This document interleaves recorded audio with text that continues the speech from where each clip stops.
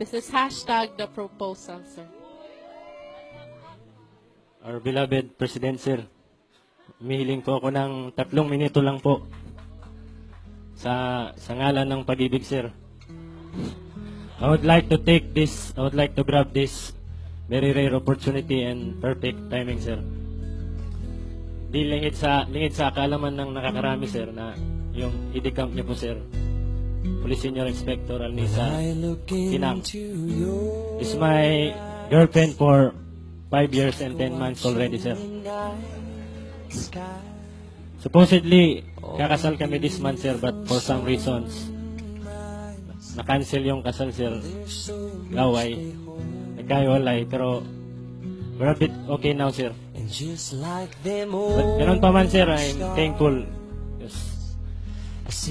Talagang everything happens for a reason.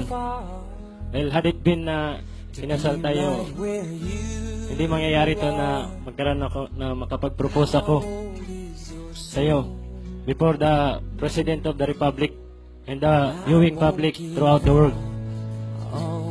Kaya inugot ko lahat ng lakas ng loob sa katawan ko para gawin to. Nangalan ng pag-ibig, sir. Mamiya, Alnisa sa Ilama Kinang. When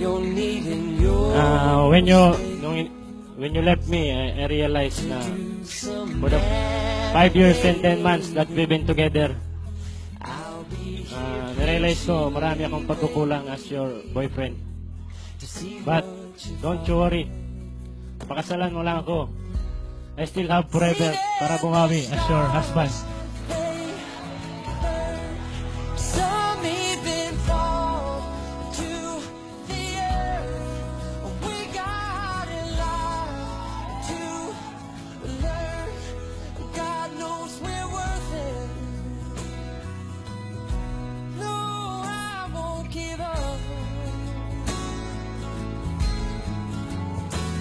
I don't want to be someone who walks away so easily. I'm here to stay and make the difference that I can make.